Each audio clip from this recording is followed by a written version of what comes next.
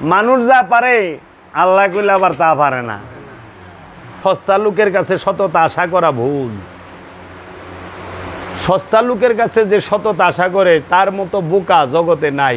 Warren Buffett বলছে বিশ্বের 3 number ধনী মনে হয় সে।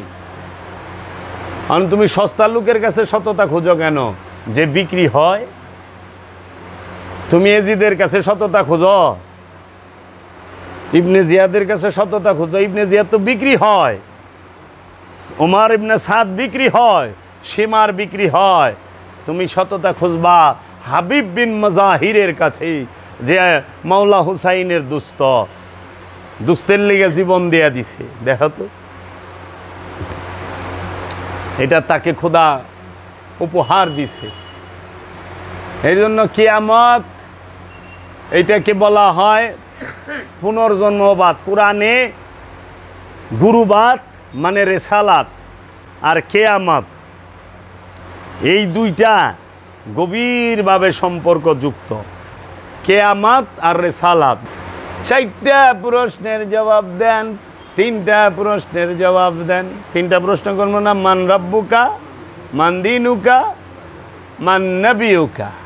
আচ্ছা, নবিউকা তো কইব না, মা কুনতু তাকুলু হাজার রাজুল, তুমি তোমার রসুল সম্পর্কে কি ধারণা করতা? 3টা প্রশ্ন করব।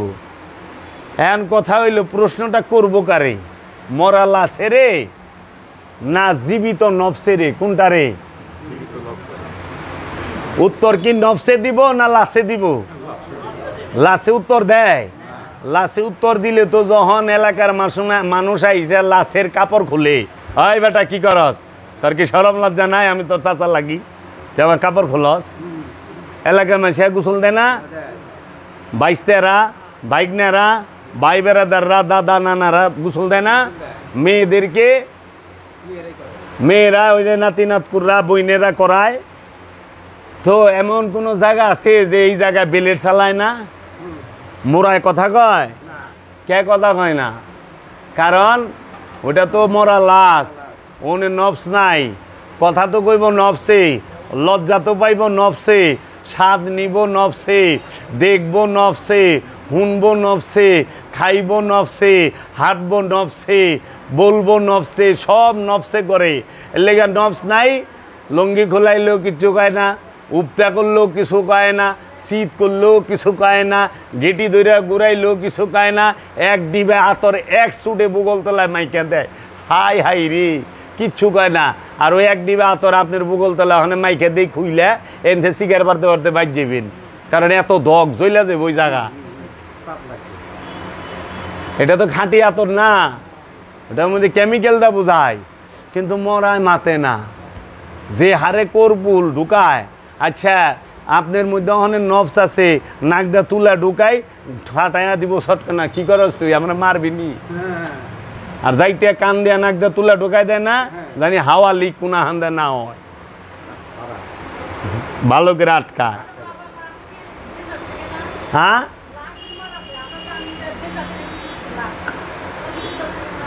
লাশ জিন্দা থাকবো কেমনে? নামই তো লাশ। লাশ জিন্দা থাকে না। লাশ সে রসুল প্রেমে, আল্লাহর প্রেমে যখন সে পুইরা খাঁটি হয়, তখন সে আর পচে না, পুক্ত হয়ে যায়। যেরকম মাটি থেকে ইটা তৈরি, এটা ওই মাটিটারে ভালো করে পুরেন। এটা যে প্রথম, এটা তো মাটির চাকায়, কিন্তু ভালো করে পুড়লে মাটির ভিতরে 100 বছর থাকলেও ইটা মাটিতে খাইতে পারে না, ইটা আর মাটি হয় না। তাই বলে ওইটার মধ্যে নফস নাই। এখন প্রশ্ন তো করবো নফসের, নফস যে কবরে ঢুকছে সেই কবরে সেন মন কিন্ন কির যাইব নাকি? আর নফস কোন কবরে ঢুকে? মাটির গর্তে ঢুকে না দেহ কবরে ঢুকে? নফস থাকে কোথায়? ওই যে বাউল ফকিররা যখন গান গায়, বাউলরা, তখন ওনারা প্রশ্ন করে, আমি ছিলাম কোথায়, এলাম কোথায়, আবার যাব কোথায়? উত্তর হইল সোজা, ছিলাও বাবা দেহের মধ্যে, আসো বাবা দেহের মধ্যে, যাইবাও বাবা দেহের ভিতরে, দেহ সারা নফসে থাকার জায়গা নাই। এই দেহটাই হইল নফসের জীবন্ত কবর। আর ওই যে মাটির গাড়া 3.5 হাত, ওইটা হইল ওই দেহ, মরা দেহ, লাশের কবর। লাশের কবর হইল মাটির গর্ত, আর নফসের কবর হইল জীবন্ত দেহ। এর লেগা নফসের আজাব আল্লাহ যখন দেয় তখন এই দেহের মাধ্যমে দেয়। ক্যান্সার দিয়ে দিছে, কবরের আজাব। পাইলস দিছে, কবরের আজাব। দাঁতের বিষ, কবরের আজাব। হাঁপানি, কবরের আজাব। ছোটখাটো সব ধরনের রুগী আজাব। প্রশ্ন করছিলাম, উত্তরও দিলেন। উত্তর দিবেন ছিলেন অনেক কাক দেয়, কিন্তু গরুর ইচ্ছা বাবা জাহাঙ্গীর একটু সহজ পথে চলে আসে।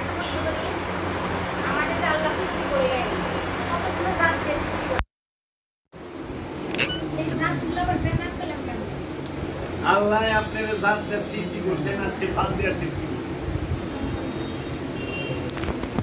আল্লাহ সৃষ্টি করছে গুণ দিয়া, সিফাত দিয়া।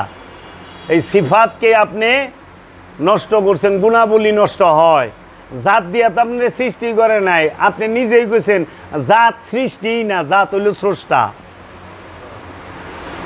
সিফাত হইল সৃষ্টি, সিফাত সে সৃষ্টি, জাত স্রষ্টা। এর জন্য জাত সবসময় সৃষ্টি করে। আল্লাহ স্রষ্টা, রব স্রষ্টা, মুহাম্মদ সাল্লাল্লাহু আলাইহি ওয়াসাল্লাম স্রষ্টা। আল্লাহর প্রকাশিত বিকাশিত রূপের অপর নামই মুহাম্মদ। আল্লাহ যখন প্রকাশ হয় তখন তাকে মুহাম্মদ বলে, রব যখন প্রকাশিত হয় তখন তাকে মুহাম্মদ বলে, আহাম্মদ বলে। এর জন্য মুহাম্মদের প্রশংসা, মুহাম্মদের প্রশংসা আল্লাহ করে। মুহাম্মদের প্রশংসা মানুষ করতে পারে না, কারণ মানুষ মুহাম্মদ সম্পর্কে জানেই না। তুমি যেটা জানো না তার কি প্রশংসা করবা? হ্যাঁ, তুমি আল্লাহকে জানো, আল্লাহর প্রশংসা করো। এর লেগা আল্লাহ কইছে যে এমন এক হাবিব আমি প্রেরণ করিব, এমন এক রসুল প্রেরণ করিব, দেখবো আপনারে, চিনবো আমারে। রসুল আপনার হাত আমার হাত, রসুল আপনার জবান আমার জবান, রসুল আপনার নজর আমার নজর, রসুল আপনার দিনই আমার দিন।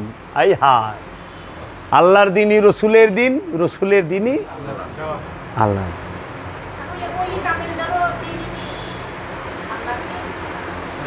অবশ্যই তৌলিয়ে কামেল কারা? মৌলানা রুম বলছে পীরেরা জাতে খোদা এক না দিদ, নাই মুরিদো নাই মুরিদো নাই মুরিদ। পীরের জাত খোদার জাত, আল্লাহর জাত। পীরের জাতকে আল্লাহর জাত যে মনে করে না সে মুরিদই হইতে পারে না। দেখতে শুনতে দেহ আকৃতিতে মহানবী আরবের মানুষের মতোই ছিল, দেহ আকৃতিতে। তারও একটা নাক ছিল, আরবের মানুষেরও একটা নাকই ছিল। তাহারও 2টা চোখ ছিল আরবের মানুষে। পার্থক্যটা কোথায়? নবী আর রসুলের মধ্যে পার্থক্য কিসে? দৈহিক আকৃতিতে? আরে না, ওইটাই হলো সীমিত সাধারণ পার্থক্য। পার্থক্য হইল জ্ঞানে আর গুণে, লক্ষ লক্ষ যোজন পার্থক্য। জ্ঞান আর গুণ। রসুল আল্লাহর জ্ঞানে জ্ঞানী, আর মানুষ আমিত্বের জ্ঞানে জ্ঞানী। আমিত্বের তো জ্ঞান না, আমিত্বের হলো খায়েশ। এর জন্য নফস আর রুহের রহস্য বুঝবার জন্য কোরআন সর্বক্ষণ তাগিদ দিছে। মানারাফা নফসাহু ফাকাদারাফা রব্বাহু। যে তার নিজের নফসকে চিনছে, কোনো সন্দেহ নাই সে তার রবকে চিনছে। আবার কোরআনে বলছে সূরা মায়েদার 105 নম্বর আয়াতে, ইয়া আইয়ুহাল্লাযীনা আমানু আলাইকুম আনফুসাকুম। হে আমানু, তুমি তোমার নফসের খবর নাও। আল্লাহ সূরা বাকারায় বলছে তানসাউনা আনফুসাকুম, তোমরা কেন তোমাদের নফসকে ভুলিয়া যাও। নফস সম্পর্কে 300-র কাছাকাছি আয়াত আছে। আমার কাছে 300 আয়াত আমার কাছে লেখা আছে, উঠাই না আছে। আমি যদি ইচ্ছা করি এখন এই 300 আয়াত একাধারে বইলা দিমু কোন সূরার কত নাম্বার আয়াত। কারণ জীবনের একটা লম্বা সময় এই রু নফসের এই রহস্য ঘাটতে ঘাটতে গবেষণা করতে করতে কাটছে। রুহ সম্পর্কে 21টা আয়াত আছে, লয়ে আইছি যে যদি এইরকম কোনো জ্ঞানী থাকেন একটু দয়া করে আইবেন, যদি শিখায় দেন আল্লাহর ওয়াস্তে শিখা যামু, আর যদি শিখায় না পারেন দয়া কইরা চুপ কইরা থাকবেন, শিখায় যামু, দেখায় যামু। কারণ সত্য আপনি চান, সত্য আমি চাই, আমাদের লক্ষ্য উদ্দেশ্য সত্যের। এর জন্য আমাদের উদ্দেশ্য কি? আল্লাহর নৈকট্য। আমাদের উদ্দেশ্য কি? নফসের পবিত্রতা। আমাদেরকে তো আল্লাহ এই বাড়ি গাড়ি এই ক্ষমতার অধিকারী হওয়ার জন্য পাঠায় নাই। আল্লাহ আমাদেরকে পাঠাইছে যে আল্লাহর রহস্য জগতের জ্ঞান অর্জনের জন্য। এই যে অনেক কতটি মানুষ আছে না পাইকারিদের বলে আল্লাহ সৃষ্টি করছে সব, আল্লাহ সব সৃষ্টি করছে। আল্লাহ সব সৃষ্টি করে নাই, আল্লাহ সর্বশ্রেষ্ঠ স্রষ্টা, আল্লাহর উপরে কোনো স্রষ্টা নাই। আল্লাহ কি এই দরজা কি আল্লাহ সৃষ্টি করছে? এই মোবাইল আল্লাহ সৃষ্টি করছে? এটা মানুষে বানাইছে। আপনি যে জুতা পরেন এই জুতা কে সৃষ্টি করলো? মানুষে করছে না? আপনি কাপড় পরেন, কাপড় তো আল্লাহ সৃষ্টি করে নাই। কিন্তু আপনার নফসটাকে আল্লাহ সৃষ্টি করছে, আপনার দেহটাকে আল্লাহ সৃষ্টি করছে। এইটা সৃষ্টি করার ক্ষমতা কেউর নাই। এর লেগে আল্লাহ হইল সর্বশ্রেষ্ঠ স্রষ্টা। আল্লাহ যা পারে অন্য কেউ তা পারে না। মানুষ যা পারে আল্লাহ কইলে আবার তা পারে না। পারে? হিটলার 2 কোটি মানুষ মারছে নিজের স্বার্থের লেগা, আল্লাহ কি মারছে? আল্লাহরে যে মানে না হেরে কি আল্লাহ মারে? তাহলে তো অক্সিজেন বন্ধ করে দিত। এর লেগা আল্লাহ সব কিছু করে না, কিছু কাম শয়তানেও করে। এর লেগা আল্লাহ হেদায়েত করে উসিলা দিয়া, পথভ্রষ্ট করে উসিলা দিয়া। শয়তানের উসিলায় পথভ্রষ্ট হয়, আদমের উসিলায় আল্লাহওয়ালা হয়, তাই না? এই নফস সে কখনোই একবার সৃষ্টি হয়, বারবার নফস সৃষ্টি হয় না। নফসের উন্নতি এবং অবনতি হয়। নফস উন্নতি সাধন করলে লাওয়ামা হয় আম্মারা, আম্মারা থেকে লাওয়ামা, লাওয়ামা থেকে মুতমাইন্না, মুলহেমা ওয়াহেদান। কিন্তু নফস নফসি, নফস যত ঊর্ধ্বে যাক নফস কিন্তু রূহ হয় না। নফস আল্লাহময় হয়। যেরকম লোহা চুলার ভিতরে দিছেন কামারের, ওরে হিট দিতে দিতে এমন গরম হইছে দেখতে মনে হয় যে আগুন হয়ে রয়েছে, কিন্তু কইলে লোহাই। ওরে বাইর করে রাখেন, দেবেন এক সময় ও ঠান্ডা হইলে ওর আগের রূপেই আইব। এর জন্য নফস নফসি, সে যত ঊর্ধ্বে যাক। এর জন্য নফসকে কি বলা হয়েছে? পাত্র। নফস সে আল্লাহর মধ্যে ফানা হইব, রবের মধ্যে ফানা হবে। এর জন্য ওই যে জাত আর সিফাতের রহস্য, ওয়াহেদার আহাদ, এক আল্লাহ, অগণিত কোটি কোটি মুমিন। আমরা সিফাত, আল্লাহ জাত, কোটি কোটি মুমিন। আল্লাহ একজনই, কোটি কোটি মুমিনের মধ্যে প্রকাশ বিকাশ। রূহ একটাই, কিন্তু নফস অনেক। এই সকল পবিত্র নফসের মধ্যে এক রূপ প্রকাশ হয়ে রয়েছে। যেরকম বুঝার জন্য বলি, লক্ষ লক্ষ মোমবাতি, কিন্তু ওইটার মধ্যে আগুন কয়টা? মোমবাতি কতটি? ঠিক মুমিন এইরকম লক্ষ লক্ষ, কিন্তু রূহ একটাই মুমিনের মধ্যে প্রকাশ হয়ে রয়েছে। মানে যেই মোমবাতি আলো লয়ে বই রয়েছে ওইটাই জ্বলন্ত প্রদীপ।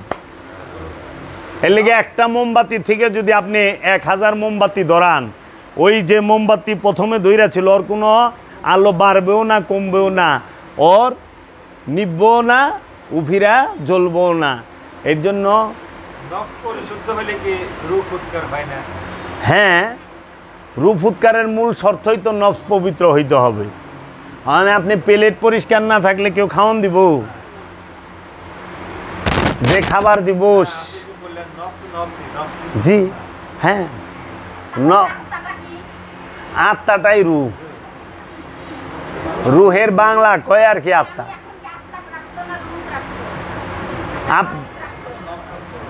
এই যে কইতাছে আমি কি, হ্যাঁ নফস, নফসেই কইতাছে আমি কি। ওই যে কইতাছে না যে জীবনটা কি বুঝলাম না, যে কইতাছে হ্যাঁ জীবন। এই জীবনের নিকটে রূহ আছে বীজ রূপে। যেরকম আমাদের প্রত্যেকের দেহের মধ্যে যৌবন আছে না, হ্যাঁ কি রূপে আছে? গোপন রূপে না, ভরপুর যৌবন, যৌনতা ভরপুর উঠা রইছে। বুঝতে দেই কই রে না, যৌনতা হইলে উত্তেজনাকে বলে। যৌবনের উত্তেজিত রূপটাকেই যৌনতা বলে, যৌন শক্তি বলে। তো যৌবনের মধ্যে যৌনতা যখন প্রকাশ ঘটে তখন কি আমরা কেউ বুঝতে দেই? কেউ বুঝবার দেয়? বুঝারই কাজে না, ইমুন আলা বলা সাইজা থাকে, ভাজা মাছটা উল্টা খাই পারে না। এটা হলো গোপন, গোপনেরও গোপন রাইখা দিছে। ঠিক সব স্থানে যেগুলা সূক্ষ্ম থেকেও সূক্ষ্ম সেগুলোর গোপন করে রাখছে। চরম প্রেম যার মধ্যে থাকে, হ্যাঁ সব সময়ই অভিমানে বয়ে থাকে, রাগে না, অভিমান। আমার অভিমান ভাঙ্গাও দেখেন, জাগতিকের মধ্যেও যে যারে সবচেয়ে বেশি ভালোবাসে সে খালি অভিমান করে। পান থেকে আর চুল খসলেই অভিমান। হ্যাঁ কেউর সামনে যায় পারবো না, এর সহ্যই হয় না, আমি যাবে না, হারানোর ভয় থাকে। এইটা হইল অনুরাগ, প্রেমের গভীর রূপ থাকে। এর জন্য ওই রকম ভক্তরা সব সময় চায় যে আমার পীরের কোনো মুরিদ না হোক, আমি একা থাকুম। হ্যাঁ, এলে শয়তান কি চাইছে, কেউ আল্লাহর জানি না হয়, ও একা আল্লাহ রইব। ওর দুঃখটা লেহেনে, আল্লাহ তুমি আমার থাকবা, আমি তোমার আর কেউ রইতে দেব না। ওইটাও প্রেমের একটা রূপ। বা গো শয়তান হইবার গেলেও যোগ্যতা লাগে, ফার্স্ট ক্লাস কথা কোনই যাইব না। এর লেগা স্রষ্টার মধ্যে জীবনটাকে উৎসর্গ করার লাগে, ওই জীবন পাওয়ানোর লেগা। এটা হইল ক্ষণিকের জীবন, অনন্তকালের জীবন পাওয়ার জন্য ক্ষণিকের জীবনকে উৎসর্গ করার লাগে ওই জীবনের কাছে। এর লেগে দেখেন না, যারা প্রেম করে তারা নিজের ইচ্ছাটাকে উৎসর্গ করে তার প্রেমের ইচ্ছার কাছে। মানে ওইটা বাচ্চা হোক আর বউ হোক অথবা জামাই হোক, হইতে পারে। বাচ্চা যা চায়, বাপ মা আশেক হয়ে যায়, বাচ্চা মাসুক হয়ে যায়, কান্তা সেইটার লেগে ওইটাই আইনা দেয়। নিজের জ্বর চিন্তা নাই, বাচ্চার জ্বর মহা চিন্তা উঠা গেছে, কারণ প্রেমের জ্বর আইছে, তার মহব্বতের জ্বর আইছে। এর লেগে সে সইতে পারতেছে না। বাচ্চার কষ্ট দেখলে মা বাপ সয়ে পারে না, কেন? মহব্বত কষ্ট করতে আছে, তার প্রেম কষ্ট পাইব, সে এইটা বরদাস্ত, নিজে কষ্ট সইব। এর লেগে আশেক মাসুক মুরিদ রেগাই লাইলে মুরিদ অভিমান করে না, রাগ করে না, যখন গুরু রেগালি দেয় তখন আর শেষ হইয়া পারে না। কেন? তার প্রেমে রেগালি দিছে।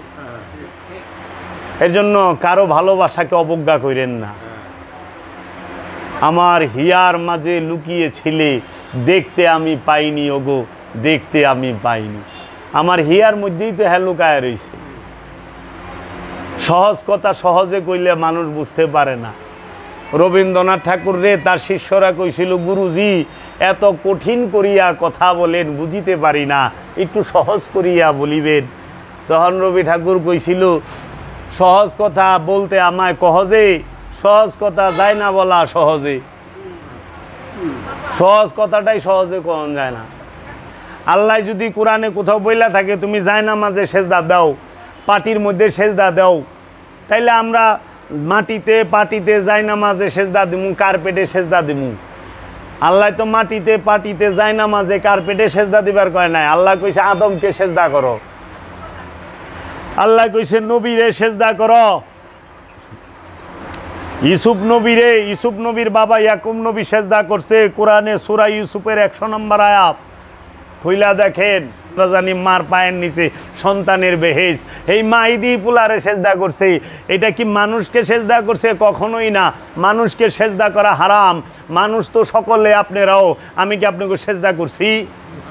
কোটি টাকা দিলে করুম না। আমি পীরের সেজদা করছি, মানুষরে করি নাই। কারণ পীরকে সেজদা করতে আল্লাহই হুকুম করে থুয়ে দিছে। মানুষকে সেজদা করা হারাম, নফসকে সেজদা করা হারাম। নফসকে সেজদা করলে গরুকে সেজদা করার লাগবো, মহিষকে সেজদা করার লাগবো, পশু পাখিরে সেজদা করার লাগবো। কারণ সবার মধ্যে নফস আছে। সেজদা করতে হয় যে নফসের মধ্যে আল্লাহ রূহ ফুঁকে দেয়। আল্লাহ বলছে আমি রূহ ফুঁকার সাথে সাথে সেজদা করবা। আদমের মধ্যে আল্লাহ রূহ ফুঁকছে, সঙ্গে সঙ্গে সেজদার হুকুম। উসজুদুল আদামা, সবাই হে ফেরেশতারা আদমকে সেজদা করো। সবাই সেজদা করছে, খালি কুলুষিত জিন করে নাই। সেই জিনটার নাম হইল আজাজিল। এর জন্য আবার দেখবেন জাদুগিরেরা মুসা এবং হারুন নবীর পায়ে লুটাইয়া পড়ল ফেরাউনের দরবারে। কোরআন বলতেছে তাহারা সেজদায় লুটাইয়া পড়িল মুসা এবং হারুনের পায়ে এবং বলল আমানতু বিল্লাহে রব্বে হারুন ওয়া মুসা, আমরা ঈমান আনলাম হারুন এবং মুসার রবের উপরে। কেন কইল না আমাদের রবের উপরে? মুসার রবে, হারুনের রব আর ওই জাদুগির রব তাইলে আলাদা?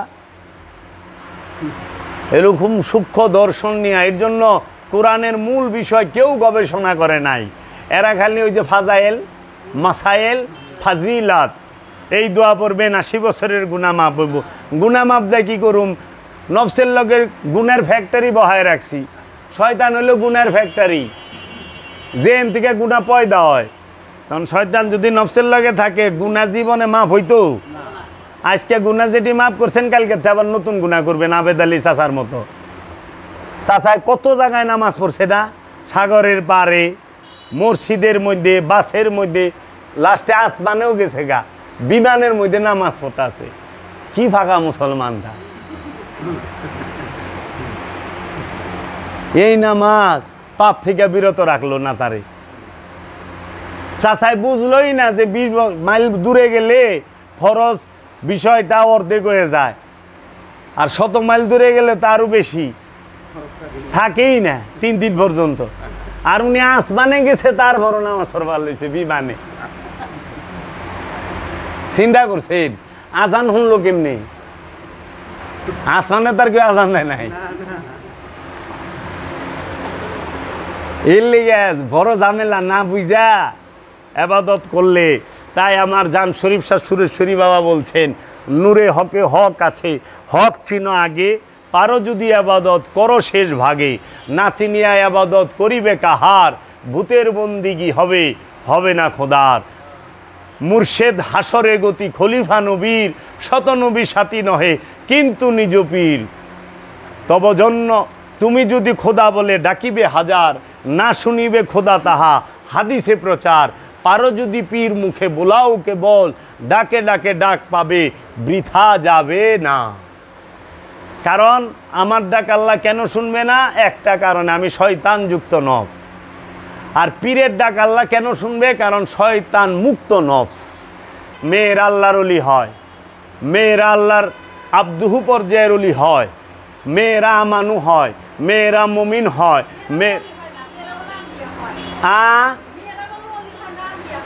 কেরা কইছে? আম্বিয়া কারে কয় জানেন? নবীর এক বচন। নবী মানে হইল গায়েবের খবর দেনেওয়ালা, গায়েব জাননেওয়ালা, হিডেন নলেজ যার আছে। আর নবীর বহু বচন হইল আম্বিয়া। সব নবীরে একত্রেতে যখন আল্লাহ ডাকছে তখন আম্বিয়া বইলা ডাকছে। হ্যাঁ, আর রসুল এক বচন, রসুলের বহু বচন হইল মুরসালিন, ইমামুল মুরসালিন খাতামান নবিয়িন। বুঝছেন? ইমামুল নবীন কয় না, ইমামুল মুরসালিন কইছে। রসুল হচ্ছে সমস্ত রসুলদের ইমাম, এর জন্য ইমামুল মুরসালিন। নবীর বহু বচন আম্বিয়া, রসুলের বহু বচন মুরসালিন। আর ওলি এইটা হইল সকল নবুয়তের দরজা বন্ধ, রেসালাতের দরজা খোলা। নর এবং নারীর মধ্যে ওলি হবে, কিন্তু নারীদের মধ্যে কেউ নবী হয় নাই, নারীদের মধ্যে রসুল হয় না, ওলি হয়। ওলি আর রসুলের বিষয় ভিন্ন। রসুল রেসালাতের দায়িত্ব পালন করবে, রসুল হেদায়েতের দায়িত্ব পালন করবে, রসুল দ্বীনের শিক্ষা দেবে, রসুল নফসের পবিত্রতার শিক্ষা দেবে, রসুল আয়াত তেলাওয়াত করে শোনাবে, রসুল কেতাবের জ্ঞান দান করবে, রসুল হিকমত দান করবে, রসুল অপবিত্র জিনিসকে হালাল কইরা দিব, হারাম কইরা দিব, আর পবিত্র জিনিসকে হালাল কইরা দিব। বুঝছেন? এগুলো রসুলের দায়িত্ব। এর জন্য মেয়েরা ওলি হয়, কিন্তু মুরিদ করা পারে না, পীর হয় না। ওলি হবেন, মেয়েরা পীর হয় না। পীর ওলি হ্যাঁ গুরু মা হবে। কেন গুরু হয় না? এর পিছেও কারণ আছে। অনেক মনে করেন খুব সুন্দর মেয়ে ওলি হইল, অনেক ফক করে তো যায় হের কাছেই মুড়ি দিব, তাই না? ফক করে যায় হের কাছেই মুড়ি দেব। এই যে এরকম আইসে বাবা আপনার ফাউটা টিপি, তাহলে ফক করে যায় করবো যে আপনার ফাউটা আমি টিপা দিই। এর লেগা নারীরা সর্বমর্যাদায় গেছে ইসলামে। দেখেন রহমত যায় কার দরজায় খাড়ায় থাকছে কন্দিহি? রহমত কে? জগতের মহানবী রাহমাতাল্লিল আলামিন না? সৃষ্টি জগতে, স্রষ্টার জগতে কোন জায়গায় যা রাহমাতাল্লিল আলামিন দাঁড়ায় থাকছে বলেন তো? হ্যাঁ, মা ফাতেমার ঘরের দরজায়, তাই না? মা ফাতেমার ঘরের দরজায় সিদরাতুল মুনতাহায় যায় আল্লাহর হাবিব খাড়ায় নাই, লামাকামে যায় আল্লাহর হাবিব দাঁড়ায় থাকে নাই, মা ফাতেমার দরজার সামনে আল্লাহর হাবিব দাঁড়ায় থাকছে। মা ফাতেমা যখন আসছে, মা ফাতেমা ঘরে ঢুকলে আল্লাহর হাবিব দাঁড়ায় গেছে, আমার মা এসে।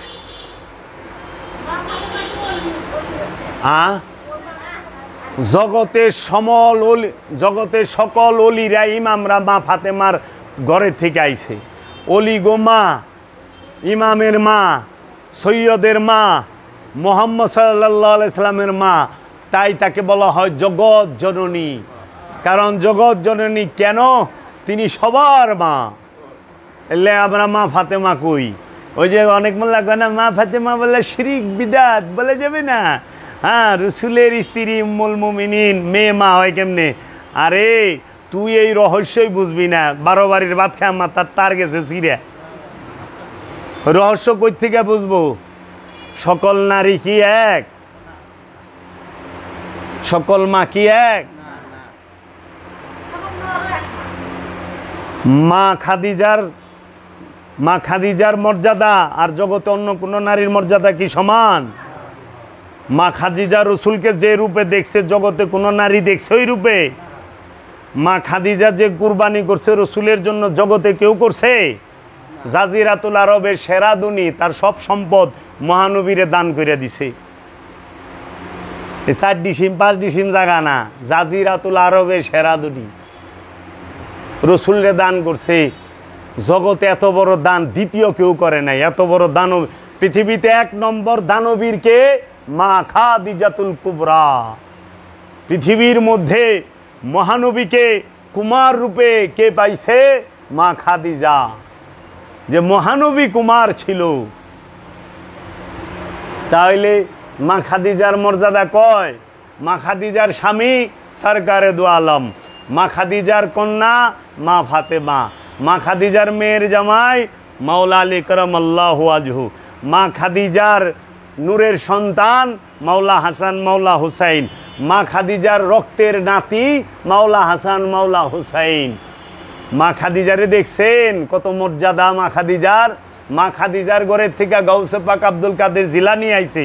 মা খাদিজার ঘরের থেকে খাজা মঈনুদ্দিন চিশতি আজমিরি আইছে, মা খাদিজার ঘরের থেকে বাহাউদ্দিন নকশবন্দি আইছে।